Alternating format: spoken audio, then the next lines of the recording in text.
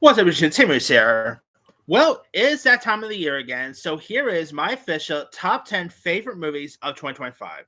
Now, this list I admit was a really hard list to make because there was tons of great stuff. I probably could have done a top 20, really. But here is my official top 10. All right, coming in at number 10 is the Noah Baumbach movie, Jay Kelly. Of course, starring George Clooney, Adam Sandler, where of course famous movie actor Jay Kelly embarks on like a journey of self discovery here, and of course he is accompanied by his manager, played by Adam Sandler. The chemistry with Adam Sandler and George Clooney is great. My favorite movie moment in this is probably when George Clooney towards the end, like towards the last half, when he's watching his movies and stuff like that. It's just a really remarkable moment, especially as a movie lover and stuff. That was pretty cool. Laura Dern was great. You have, of course, Riley Keough, Billy Crudup, some really great cast members in this. Really excellent film. All right, number 9 is Song Sung Blue. Of course, this now this I did just recently watch this. This was a recent one, and this is based on a true story of two down on her luck musicians who forms like this Neil Diamond tribute band, and it's a really remarkable story. Hugh Jackman is great. Kate Hudson, Michael Perrioli's in this one. Jim Belushi, Ella Anderson, King Princess. It's such a really good film. If you guys haven't seen it, give it a go. I mean, I've always loved Neil Diamond. Like, actually, I've always had more appreciation of Neil Diamond when he had his cameo in Saving Silverman.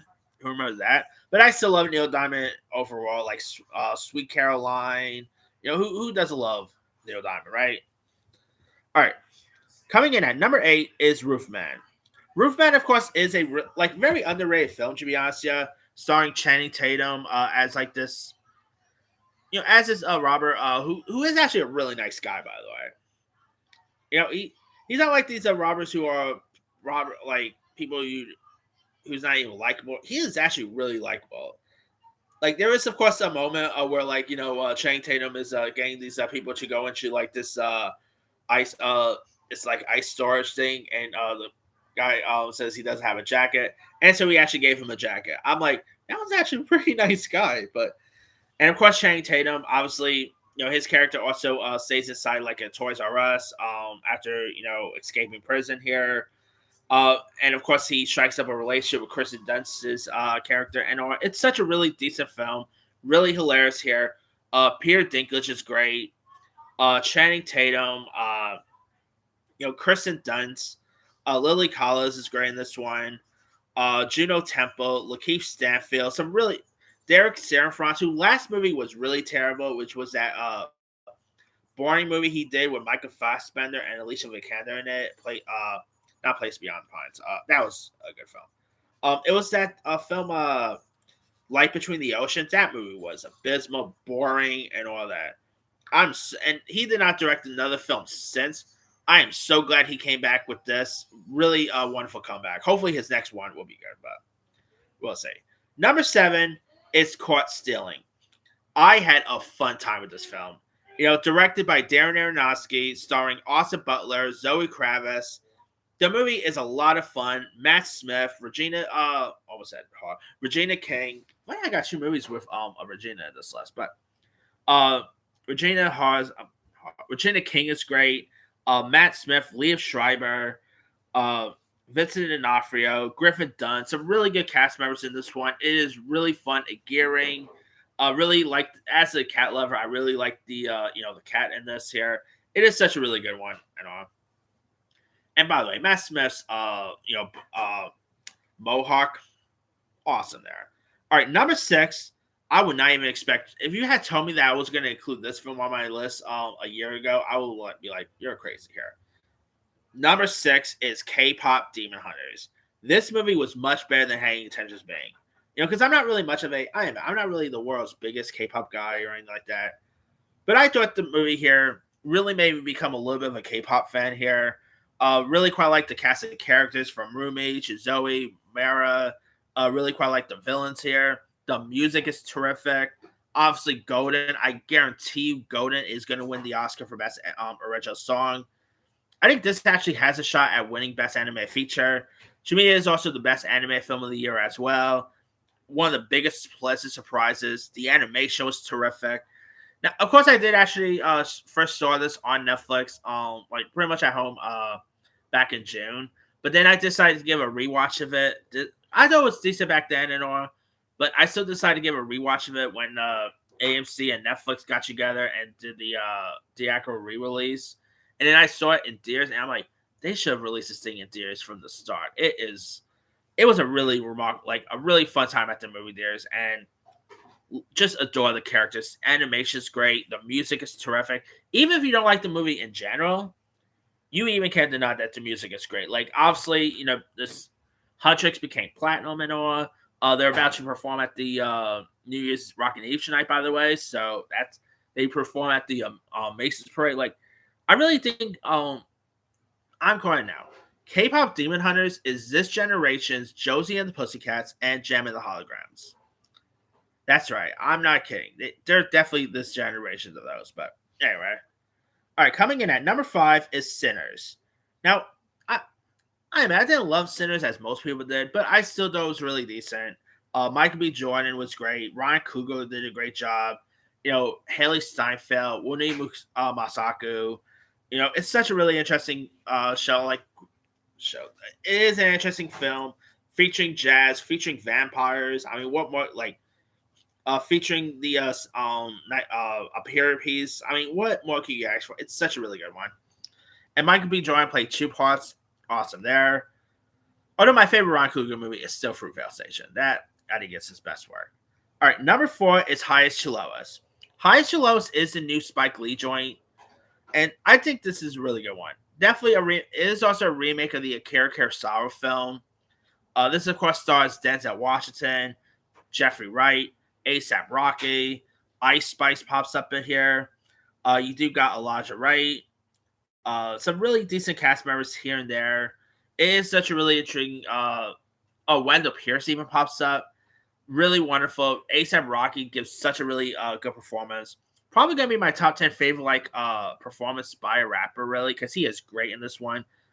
He's definitely up there with the likes of Eminem, Tupac, who are rappers who gave really good performances in their films and stuff. And yeah, ASAP Rocky is definitely wonderful in this one. Now, Ice Spice is also in this, but she doesn't really show up until towards the end. And to be honest, you almost forget that's Ice Spice. I mean, when she came on screen, I'm like, is that Ice Spice? But yeah, that's really Ice Spice. Like, she actually looked a little different in this one. But anyway, all right, number 3. I know people's gonna be like, oh, you're just a DC's chill just for that. I don't care. Number 3 is Superman. I love Superman. I saw it 3 times in theaters. I've been rewatching again here and there. Like, it just really felt like the comic book coming on screen. Nicholas Hoult was great as Lex Luthor. I mean, there was other comic book films I could have included. Like, I could have included Thunderbolts, Fantastic Four. I just only want to include one comic book film on this list, and that is Superman. To be honest, it is the best comic book film of the year. David Cornsworth is great. James Gunn, what he was able to do with this was terrific. Definitely can't wait to see more James Gunn's DC universe here. Also, the next one we have is Supergirl. Then, of course, TV front Lenners, and so on. All right, number 2 is One Bow After Another. Of course, Paul Thomas Anderson did a great job directing. Leo DiCaprio, Chase Affinity, Benicio del Toro, Sean Penn, Regina Hall. Some great cast members here. Great script. Tiana Taylor's terrific. I mean, it is a really remarkable film. Great performances all around here. If there are still people who call this film woke or whatever, but it is still a great film. And Paul Thomas Anderson just nailed it every inch. And my number 1 favorite film of the year is Marty Supreme. I just quite enjoyed Marty Supreme a lot. Of course, it was like one of the last films that I saw this year here. And Marty Supreme is just terrific. Timothy Chalamet, or as Adam Sandler calls him, Chalamet. Timothy Chalamet is just excellent here. Odessa Zion's great. Gwyneth Paltrow. I mean, who would ever expect a film about ping pong playing could be a good film? And Josh Safdie just nailed it out of the park here. Great script here. Is funny when it wants to be. It gets serious when it wants to be. Abel Ferrara, by the way, who directed Bad Lieutenant, many others. Whoever expected that a good performance out of him? He did such a good job here. Of course, you got Fran Drescher popping up. She was great playing Timothy Chalamet's mom. Uh, I mean, it's just such a really good one. If you guys haven't seen it, do yourself a favor, give it a go. It's definitely one of the best films of the year, in my opinion. But that's pretty much it there. Here's my quick rundown. Number 10, Jay Kelly. 9, Song Sung Blue. 8, Roofman. 7, Caught Stealing. 6, K-Pop Demon Hunters. 5, Sinners. 4, Highest to Lowest. 3, Superman. 2, One Battle After Another. And number 1 is Marty Supreme. Now, again, just because I don't have a film on this list, does not mean I didn't like it or anything. It's just I could only add just very much on in a top 10 list, But a couple of honor mentions I would like to shout out. Weapons, Companion. I mean, I could have included those lists, but I already have about 3 Warner Bros. Movies on this list, and I kind of want to spread down with other studios here and there. So that's kind of why Weapons or Companion is not on this list. Let's see. Some other good ones. The Long Walk is really good. The animation front, Elio was a pretty decent one. Zootopia 2. Wicked for Good was actually pretty decent. I did include the first Wicked on this list last year, but I enjoyed Wicked for Good, but it's nowhere I don't think it's as good as that first one. Springsteen, Deliver Me From Nowhere is another good one with Jeremy Allen White. I mean, there's lots of other great ones I could have included. Let me pull up some other films I saw here. Just wrote that whole list here. Again, Thunderbolts, Fantastic Four is another great one. Honey Don't, I didn't mind.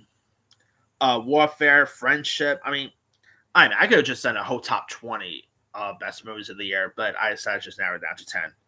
Anyway, again, look, Attorney's a good one. F1. The Gorge is another good one. Wake Up Dead Man. Frankenstein I didn't even include it. That's how good of a year this is. I admit, this is definitely one of the hardest, best of the year lists I had to make, because loads of great films out this year. But let me let you guys, what are some of your favorite films of the year? Drop comments below. Don't forget to like, subscribe, hit that bell for notification. This is Timmy Sire.